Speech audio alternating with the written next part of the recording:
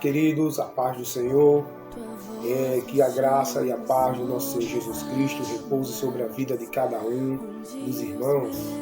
Estamos aqui para mais uma reflexão acerca da palavra de Deus, para que os nossos corações ele venha estar diante de Deus com alegria, pois nós servimos a um Deus poderoso e santo que tem toda a autoridade no céu, na terra e debaixo da terra. E um versículo ao qual eu deixarei aqui para a meditação de todos, que se encontra no livro de João, capítulo de número 3 e o versículo de número 16, que é bem conhecido pela Igreja de Cristo, que diz assim a palavra do Senhor: porque Deus amou o mundo de tal maneira que deu o seu Filho unigênito, para que todo aquele que nele crê não pereça, mas tenha a vida eterna. Bem, graças a Deus por tudo que Deus tem nos concedido. E deixaremos um tema para essa mensagem: resgatados do pecado por Cristo Jesus. Então, amados, quando a palavra de Deus ela vem nos informar, vem nos dizer, vem nos alertar que Deus ele enviou o seu Filho unigênito ao mundo de tal maneira, Deus amou o mundo de tal maneira que deu o seu Filho unigênito para que todo aquele que nele crê não pereça, mas tenha a vida eterna. É porque Deus está dizendo assim: olha, eu te amo de uma maneira tão grande que pai teria o amor por alguém de enviar seu próprio filho, para ser morto por uma pessoa? Que pai teria tanto amor de dar o seu filho em sacrifício? Então Deus está dizendo assim: eu como Criador dos céus e da terra, eu tenho um amor soberano, um amor tão grande que enviei meu filho para morrer pela sua vida.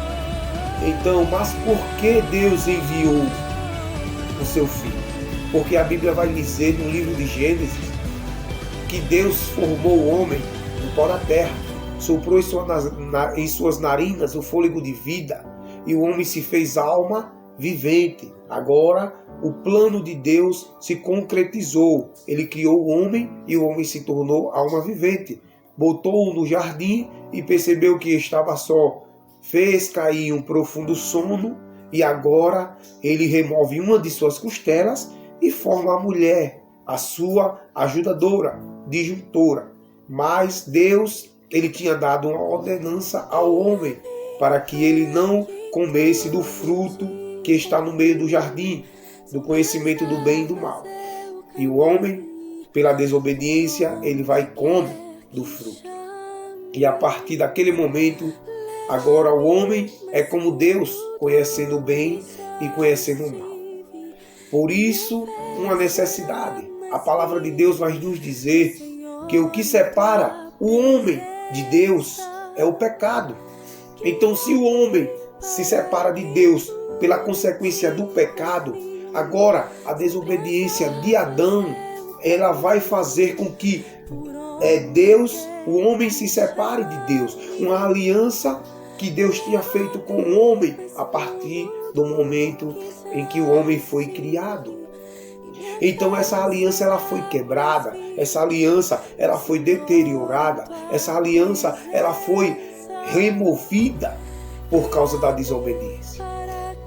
E agora, como resolver o problema do pecado do homem que se afastou de Deus? O homem que se afastou de Deus.